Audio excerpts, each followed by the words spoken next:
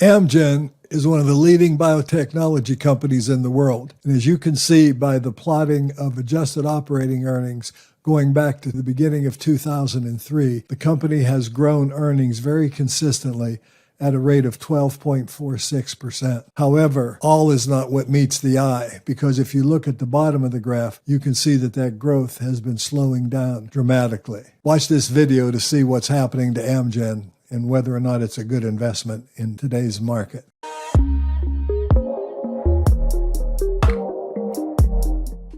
Hello everybody, this is Chuck Carnevale, co-founder of FastGraphs, the fundamentals analyzer software tool, aka Mr. Valuation. And we're going to cover today Amgen, one of the leading biotechnology companies in the world. And at the same time, I'm going to kind of give some insights into how you can analyze a stock because, everybody likes to look at the track record of a company, and I think that's very important. And FastGraphs really looks at the track record of companies in spades, and I'll illustrate that here in a moment. Because what has happened in the past is important, but you can't invest in the past.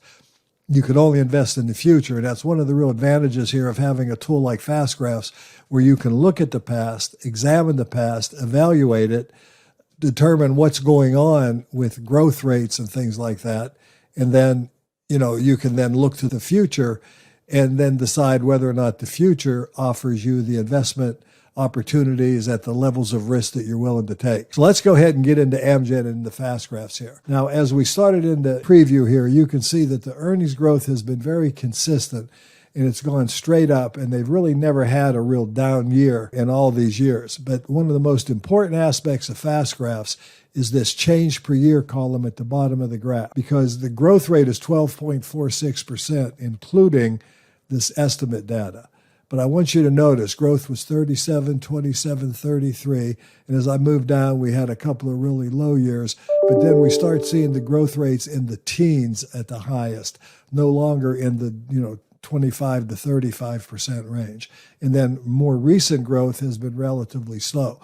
So as I chop off periods of time here, you'll notice that the growth rate now is 9.7%. Starting from the beginning of 2005 and into 2006, growth has only averaged 9.79%. Chop a few more years off, and it slowed down even more to 9.64%.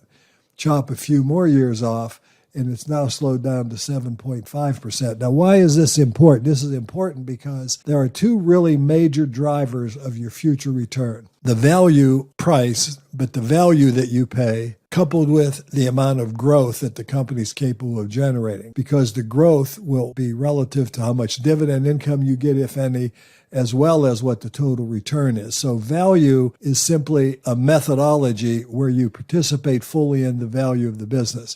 Now, a fair value PE for Amgen is calculated at 15%, and it's done so on every aspect of the graph, even at these lower growth rates. I want to point that out because that's about the normal valuation of stocks. And the venerable Ben Graham often said, never pay more than 15 times earnings. But what it really represents is a 6.67, or we'll call it 6.7% earnings yield, which is the amount of yield that the earnings are giving you. It'd be equivalent of what a bond. If you buy a 5% bond, you're getting a 5% yield.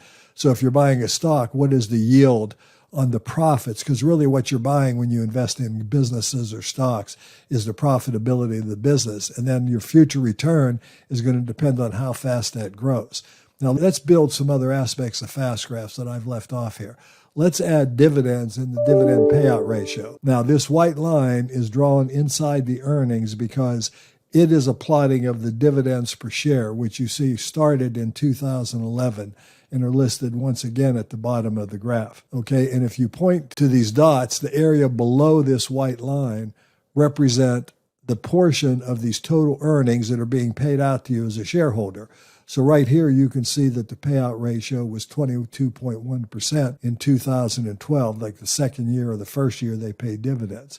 Move on a few years and look at the payout ratio in 2017, it's 36.5%. We have an article written by James Long that we'll have a link to at the bottom of this video that you can read that also covers this payout ratio phenomenon that's going on. Then we go even further we see now the payout ratio has ballooned up to 43.9.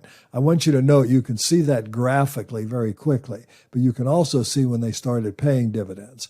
So total rate of return is going to be how much growth you get plus how much dividend income you get. So we also take this dividend area here that you see on the fast graph and we plot it on top of the orange line. So this green shaded area here represents this portion of the company's profits that they paid you.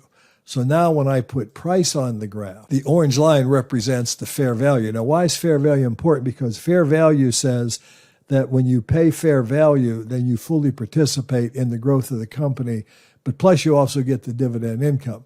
Now, as you can see in the beginning years here, back in 2003, Amgen was overpriced. And I want you to note when it was overpriced, even though the company was having its highest growth period, investors did very poorly, especially coming into the Great Recession. They would have lost about just under 9% annually of their money. They would have turned a $10,000 investment into $6,400. And of course, back then, the company paid no dividends. So they would have lost 35.3% of their money holding Amgen during a period when it was growing very fast. If I use my slider bar here and I move this back into this area here, Amgen was growing on average at around 21%. Take one more year off, and it was growing by 24.58%. So the company was growing very quickly, but if I go into the performance calculation, shareholders were losing money over this exact time frame that I drew here because they were overpaying for the stock, and then, of course, it got undervalued. And so overvaluation to undervalue meant a loss, even though the company had great growth. But let's go ahead and move this back and create the full fast graph here. Let me hit the max button here to get it back to where it belongs. Now, I'm going to take some years off of here. Remember, as the years change, the growth rates change. Okay, so here we got 12.48%. We got high valuation and low valuation. When I do performance calculations here, my performance was only 8%. Now, I outperformed the market, interestingly enough, and I even got more dividend income than the market over this long time frame, interestingly enough, because the company did grow at 12%. So like I always say, if you overpay, too much for a company, even the best company, you can still make money. Here's a 7.47% rate of return, from August 8th to July 5th, yesterday's close. You actually would have made some money, 7.5%, but you didn't make as much money as you deserved to make. Now, if I start cutting some time off of this and I get to a point where Amgen is undervalued, here now we only had 9.41% growth. This is why we say Fastgraphs is a tool to think with. Earnings growth plus the value you pay is going to determine how much you make. Now, we're looking at a blended PE here today of 12.7. If I'd have bought it here, I would have bought it at a PE of 11.55. Okay, slightly below what the current PE is currently. I got 9.41% growth, plus I started getting dividend income after the second year. So when I hit my performance here, I ended up making 12.58%. Now, what I want you to understand is I made more than the growth rate, even plus the dividend, because I underpaid for the stock and the PE ratio expanded just ever so slightly. This is why I always say valuation matters, and it matters a lot. But the point is the growth rate of the company coupled with the dividend income, coupled with the valuation you pay, is what's going to determine how much you make.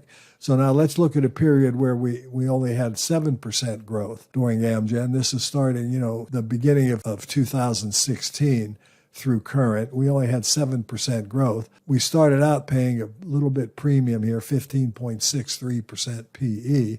The PE is now 12.7. So we did get some dividend income this whole way. And by the way, the current yield is 3.77%. So the stock does look undervalued even at that growth rate, but we only made 7% here, including the dividend, okay? Because the point is it's slightly undervalued here. So the dividend didn't even kick it up over the income because valuation plus growth plus dividend are what's going to determine your rate of return, all right? Amgen looks undervalued here relative to its potential growth. And as I shorten this time frame, now we're looking at 5% growth. And then once again, if I calculate performance over this time frame, this is why you can do this. I'm going to make, I would have made 6.25%, even though the stock was, I bought it when it was undervalued, and it's of course undervalued, but I'm only participating in the growth of the business more or less based on the valuation I pay. That's critically important. All right. Now, here's the key. When I look at this as a max graph, if you just look at the graph from this point of view, based on a 12.46% growth rate, the stock looks very undervalued. Okay, that's where the forecasting calculators come into view. If I go into forecasting calculators, I'm seeing that growth for this year, which we're basically halfway through, a little over halfway through, is only expected to be 1%, followed by 8% next year and then 7% the following year. So we're getting an average of 5.4% growth here. All right. If I go out here and point to a 15 PE, that means I could make 16.99% because I would have PE expansion from a PE of 12.7 currently up to a 15 PE. Plus I would get growth of around 5%. Plus I got a dividend that's paying 4% and is expected to increase approximately at that rate every year. So I end up getting about a 16.69. Now I can use the normal multiple here, which is a slight discount, and I still get 14%. The point is, Amgen is an undervalued stock today, even though its growth rate is expected to be low. Its long-term growth rate is expected to only be 5% as well, which again would give you over 5 years, some 11 to 12, 10 to 11% total rate of return if you buy it here. So you're buying a triple B plus company with a 3.7% dividend yield that's growing at a very low valuation. This is a $120 billion company. Now, there are some issues that we're going to talk about when we get into financial statements like the debt and so on, but I do want to make another thing clear. If you look at this company, if you're analyzing the stock, since it is a dividend payer and the dividend becomes a key component here, when you look at operating cash flow has solidly covered the dividend. In other words, forget about the price here for a moment, and let's just look at the level of cash flow being much higher than the dividend, even though cash flow is expected to drop. One of the concerns I have, and I'm going to have Colt talk about this, you don't see this when you look at the financials. Analysts are expecting a big drop in free cash flow in the future. I don't think the dividend's in any jeopardy, and we're going to talk about that more. But the point is, it is something to concern yourself. So when you're looking at numbers, now again, you got 9% growth in cash flow, but if I shorten the time frame, then you would actually have negative growth. But if I get rid of the estimate data, the cash flow recently has been growing at about 5.5%. Okay, at this point, I think it'd be a good time to bring Colton in, my son Colton Carnevale, and he's going to take a look at the financial statements of Amgen and point out, what he thinks the balance sheet, the income statement, and so on looks like.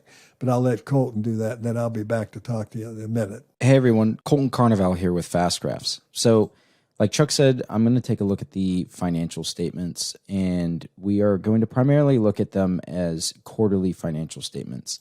And I'm going to be focusing on the balance sheet and the cash flow statement. In doing this, I'm going to pull over an Excel sheet that we're going to take a look at some calculations, and we're also going to take a look at some things in fund graphs. So everything in this Excel sheet is found and can be pulled from these financial statements in Fast Graphs. So first thing we're going to do is we're going to take a look at the balance sheet for Amgen. I've separated the balance sheet into cash and short-term investments, total accounts receivable, total current assets, and then total assets, then a percent of the total assets. Then we're going to take a look at total current liabilities, long-term debt, total liabilities, and then a percent of total liabilities, some comparisons between current assets and current liabilities, total assets and total liabilities, and then some diluted shares outstanding growth. So taking a look up at the top line, cash and short-term investments. This company's cash has been growing significantly. Actually, they had larger values of cash back here, and it shrunk down, and then as of recent, they have grown significantly. So in terms of percent of total assets, they've gone down from 37% down into the low teens, all the way down to 11%, and then back up to 36%. We'll talk about in a minute when we take a look at the cash flow statement what is happening to their cash and short-term investments. I put accounts receivables on here because I think this is an important thing to recognize on a company's balance sheet. This in a way represents customer risk. They have sold inventory, they've sold services, they have sold to customers for this. They haven't been paid yet on these things. This represents a relatively low value of their current assets. So I wouldn't say this is anything to worry about, especially more so recently, right? We saw this spike over here where it represented 8, 9, 10% of their current assets, but we're back down to a 6% value, which is awesome to see. Then the last thing that we're going to look at as a percent of total assets is the total current assets. So, total current assets have hovered mostly in the 30s, but at this time and now more recently, it's hovered around the 50% mark of their total assets. And that's been primarily due to the high levels of cash that they have on hand at times. So all in all, I think their assets portion of the balance sheet looks pretty healthy. They're sitting on a lot of cash. That is a great thing. They're primarily using the cash to buy back stock, which, could be an issue, could not be an issue. But from a liquidity standpoint, they're seeming to be, pretty liquid. And we'll see that down here when we compare the two things. The last thing that I want to look at on the total assets is the total growth. So this is representing the total growth from Q2 2019 all the way to Q1 2023. So total assets have grown 49%. So we've seen good growth in there. It's hovered around that 59 billion mark. And then over the last few quarters, we've started to see that growth increase. And then once again, this is primarily due to a large influx of cash that they have on hand. Now, looking at liabilities, we've got the total current liabilities and long-term debt that we're going to be looking at, as well as total liabilities. So their total current liabilities have gone from 10 billion to 14 billion. This is relatively manageable. And, if we're looking at current assets are covering their current liabilities. We can see that on this line right here. They've hovered around a 2.89, dipped down into the mid-low 1.1 whatevers, and then back now to 3.14 because of that large cash that they have on hand. So they're extremely liquid from a current assets to current liabilities standpoint. If we take a look at their percent of total liabilities that their current liabilities represent, we were hovering around low 20s, even into the mid 20s throughout here, but starting to drop more. So as we'll see in this next line, long-term debt is becoming a larger and larger burden for this firm, right? And especially compared to their total liabilities, but it's becoming a larger and larger burden for this firm, and that's due to all the share buybacks that they're doing. We can take a look right here. Over this time, they've reduced this says total assets, but this should be total shares. They've reduced their total shares by 12%. They've gone from 610 million outstanding shares all the way down to 538.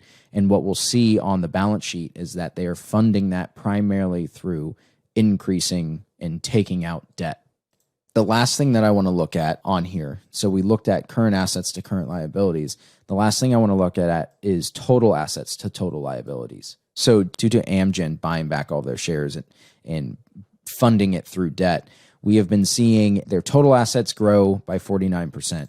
Total liabilities grow by 72%. So their liabilities are outpacing their asset growth, and they're actually, in a way, book value wise, destroying shareholder value. And we'll see that in a minute here on the balance sheet. But they have gone from, total assets to total liability standpoint, they're becoming less and less liquid. They are covering their total liabilities less and less. They were at a 1.2 back in Q2 of 2019, and they're almost at par, 1.06. So we're looking at 88 billion compared to 83 billion in total assets to total liabilities. So once again, they're becoming less liquid. Current standpoint, they're extremely liquid right now, especially with all this cash. So that's something to think about. And that's primarily coming from them taking on a ton of debt to buy back a lot of shares. Now, we can see that here if we take a look at the cash flow statement. And these are all set up quarterly, and we're going to focus on the last 12 months sums of these. So we are seeing the operating cash flow of this company. It kind of has been hovering around the 8.5 to 10.5 mark, but they're not really increasing their operating cash flow. That's something that I would say is worrying to see. We are seeing their shares drop a good amount, but fundamentals on a per share standpoint are increasing. And that seems to be primarily more from the share buybacks than it is that they're actually producing more as a firm.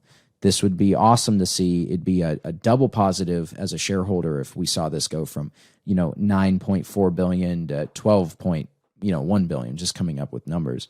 But we're not really seeing a growth in operating cash flow. We're seeing a stagnation, which is kind of, it's definitely not a good sign for a healthy company. Now, the other thing that we can take a look at is the investing cash flow and the financing cash flow. The investing cash flow is primarily negative, so they are still investing. We'll take a look at the actual cash flow statement here in a second. But the big thing to look at is last 12-month financing cash flow.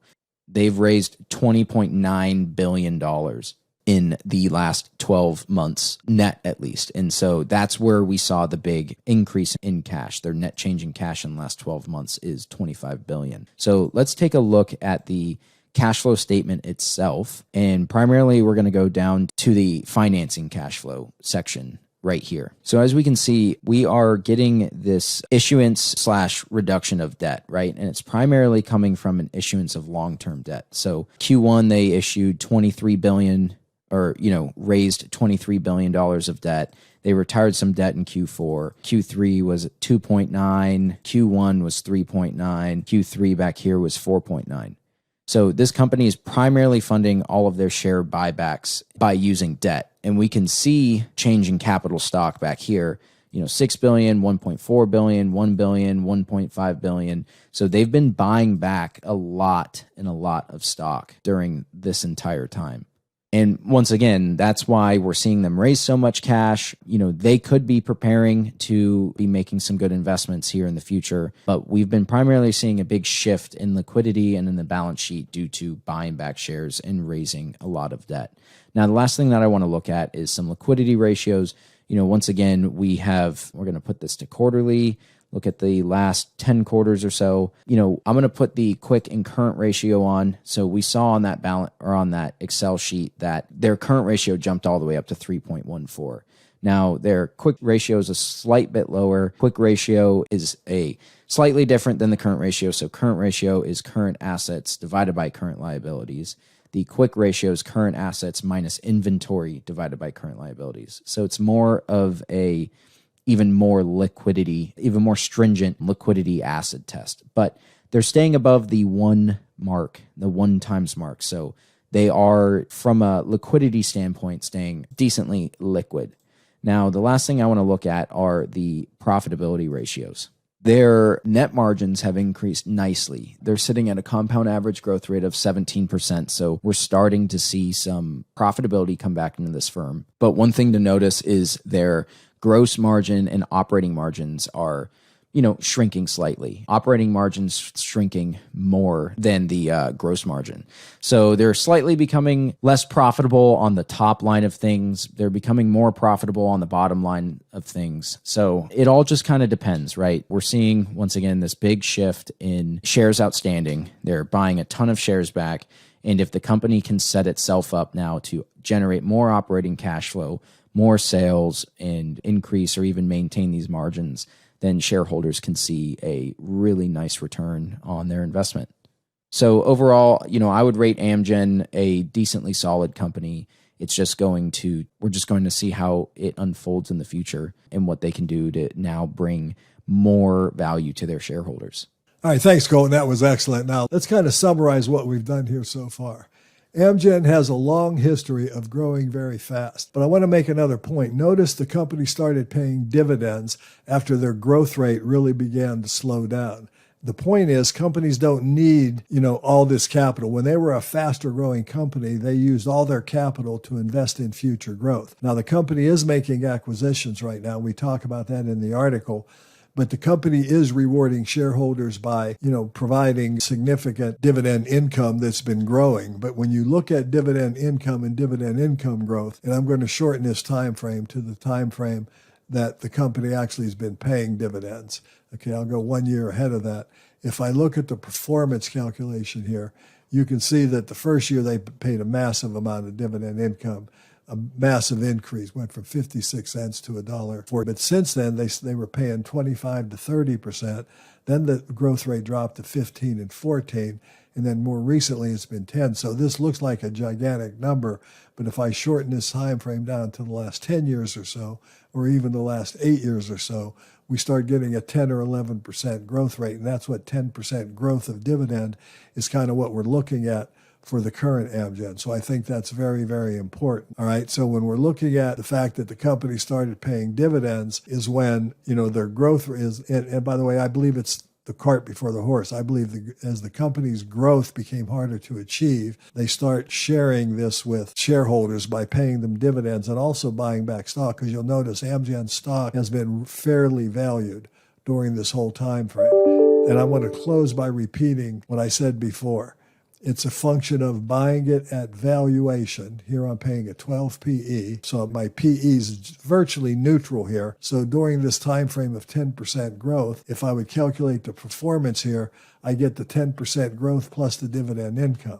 That's why value is so important. So it's, you want to participate in the growth. When you overpay for the stock, like I showed you in the beginning of this graph, and I think it's worth repeating, if you overpay, and this isn't paying at the extreme top, this would be paying just when the valuation was very high. You could go out here many, many years and virtually make no money on this stock, less than 0.12% per year. And this is up to the point where it paid dividends. And the point I'm getting at is this was during a period of time, let me close that one more time, where you made no money, but the company grew by 16% a year. So valuation matters. It matters a lot. But growth also matters, and so does dividend income and dividend growth. They are the components of total return. But when you're buying a stock, you want to look at what the future growth is, what valuation you're paying, add in the dividend income, and that gives you a good idea of what you might be able to earn. I think Amgen is still a very good investment, and they do have a large pipeline, which James Long talks about in his article. And, one day they may start getting back to maybe even double-digit earnings growth again. That's yet to be seen as these new products in the pipeline come to fold. But for the next couple of years, analysts aren't expecting much. Now, the analyst scorecard on Amgen has been stellar for earnings. If you look at things like sales, it's also been stellar on looking at sales. But if you look at things like free cash flow, I want you to notice, they're starting to have some misses on free cash flow estimates here recently. That's because of their pipeline issues, which we cover in that article. So, there are a lot of things to analyze when you analyze a company, but the main thing is you can learn a great deal from the past, but you can only invest in the future. And your future investment is going to be a function of the price you pay or value you pay. I don't like the word price. How much growth you get, plus how much dividend income you can get, and then what the valuation will be 2, 3, 4, 5 years out there later. But keep in mind, investing requires a long-term time frame. Anyway, this has been Chuck Carnevale. I hope you enjoyed this video looking at Amgen, a good dividend payer right now. Your growth is slowing down. Maybe the glory days are over. As we, titled this article, the golden days may be over, but they're not dead. The company still has some growth, and the valuation right now makes it look like a pretty interesting investment. If you like the video, give me a like, ring the bell, subscribe to the channel if you haven't already, and for goodness sakes, take a look at FastGraphs. By the way, there are some super exciting upgrades that we're going to be adding probably in the next 2 weeks to FastGraphs. And as we get closer to those upgrades, I'm going to be sharing some of those with you. So stay tuned for future videos. Thanks for watching.